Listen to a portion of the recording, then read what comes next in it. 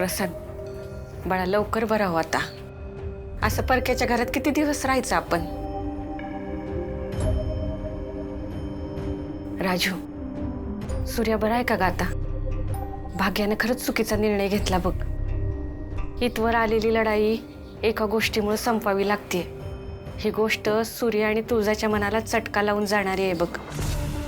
मला पण हे सगळं आधीच आठवायला पाहिजे होतं. नर्मदा त्या मला आणि प्रसादला थोडा वेळ तुम्ही एकत्र सोडता का? मला प्रसादशी जरा बोलायचं होतं.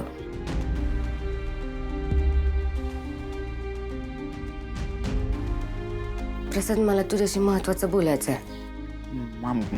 बोल ना. बस.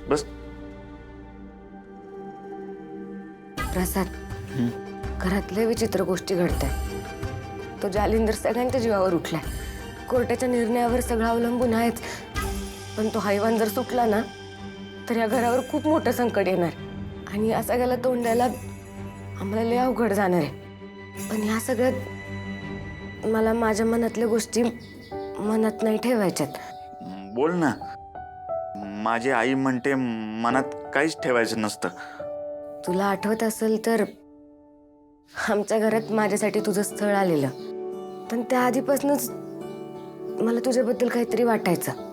म्हणजे नक्की काय वाटायचं हे कळत नव्हतं, अजूनही नाही कळत आहे.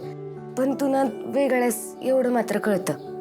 माझा दादा जसा सगळ्यांची काळजी घेतो, आपल्या माणसांवर प्रेम करतो ना, तसंच न कळतपणे तू माझी काळजी घेतलीस, मला सांभाळलंस. पण अचानक एक दिवशी मला तुझ्या अवस्थेचं कळलं.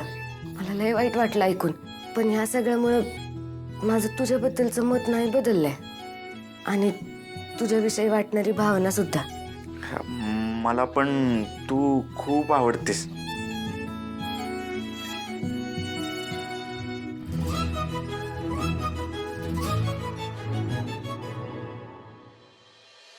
दादा दादा दादा असंच घ्या दिलं.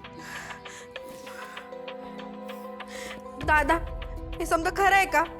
भागू ते आई बाबा ते खोटे आहेत, ते डॅडीना सामील आहेत. हो धनू, त्यांनी भागूला डॅडींच्या ताब्यात दिलेलं आहे. दादा, आपल्याला काहीतरी केलं पाहिजे. धनू दीदी, सगळा विचार करून झालाय. दादानं असं ठरवलंय की भांडायचं नाही, लढायचं पण नाही. सूर्या, ती काय बी असून दे, पण आपल्या भागूला त्या जालिंदरच्या तावडीतनं सोडवून आण. त्याला जर शिक्षा झाली नाही का नाही तर तो आपल्या कुणाला जगून देणार नाही. आता नेमकं काय करायचं आपण? सूर्यादा, हे बघ, तू टेन्शन घेऊ नको. आपण यातनं काय ना काय मार्ग काढूच. काय करणार आहे आपण? आपल्याकडे चोख पुरावे आहेत, पण भागू त्यांच्या ताब्यात आहे आणि कोर्टाची पायरी चढायच्या आधी त्या जालिंदरनं सगळे पुरावे जमा करायला सांगितलं. मी जर लढायचं ठरवलं ना तर भागूचा जीव धोक्यात आहे आणि ह्याच्यातनं माघार घ्यायचं म्हणलं तर केस हातातून निघून जाईल. काय करायचं?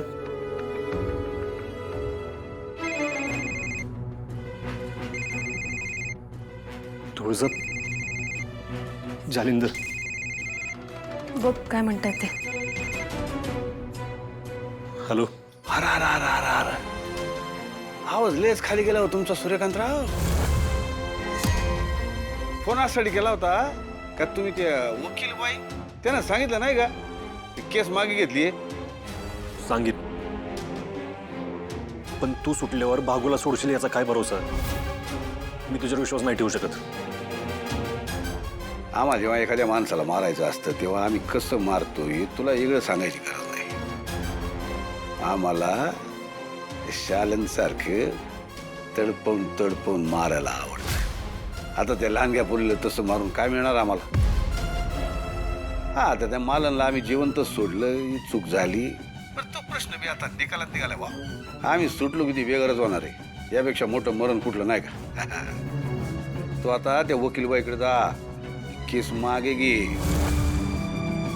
अरे ही सगळी कामं लवकरात लवकर व्हायला पाहिजेत बाबा. बसून कसं चालेल? हा, उठ उठ उठ उठ उठ उठ उठ.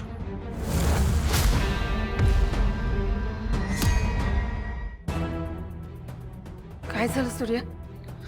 कालीन ती मॅडमकडे निघावं लागेल. केस मागं घ्यावी लागेल. तुळजा, जाऊया आपण, चल. हो दादा, भागूला लवकर घरी आण. आम्ही सगळे वाट बघतोय तिची. चल.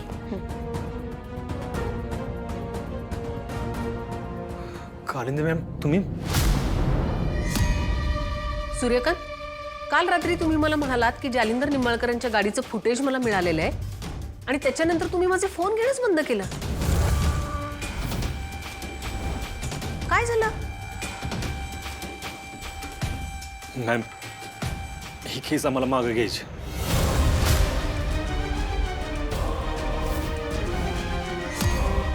का पण? काय झालं? यासाठी तुम्ही माझे फोन घेत नव्हता सूर्यकांत? जालिंदरला शिक्षा देण्यासाठी तुमच्यासारखा निर्भीड माणूसच हवाय. असं असताना तुम्ही केस कशी काय मागे घेताय? मला ह्याचं कारण कळेल का? मॅम, मी आता तुम्हाला नाही काय सांगू शकत, पण कुठल्या पण परिस्थितीमध्ये ही केस मला मागं घ्यायची म्हणजे घ्यायची. हा निर्णय तुम्ही एकटे कसे घेऊ शकता सूर्यकांत?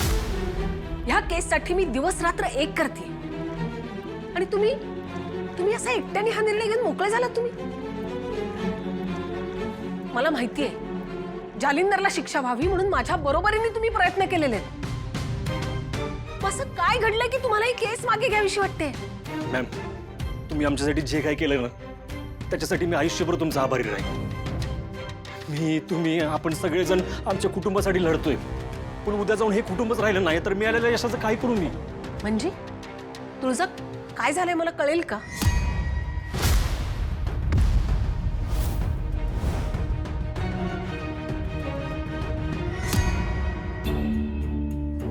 भागू, अगं आमचं दोघांचं बी डॅडींशी बोलणं झालंय. ते तुला काय बी करणार नाहीत बघ. आम्हाला बी दोघांना अजिबात आवडत नाही, पण नाईलाज आहे आमचा. स्वतःच्या पोटच्या मुलीबरोबर असं बघताना लाज नाही वाटत का तुम्हाला? आम्हाला लाज वाटत असती तर आम्ही तुला देवळात सोडून गेलो असतो का? एवढा नीच कोण असतं? आम्ही आहे नीच. ही आत्ता सापडली ना, मला लय आनंद झालाय बघा.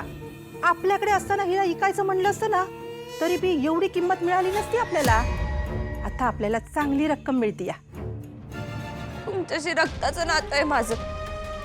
एवढ मनात घेऊन तुमच्यामुळे मी माझ्या दादाशी नातं तोडलं आणि तुम्ही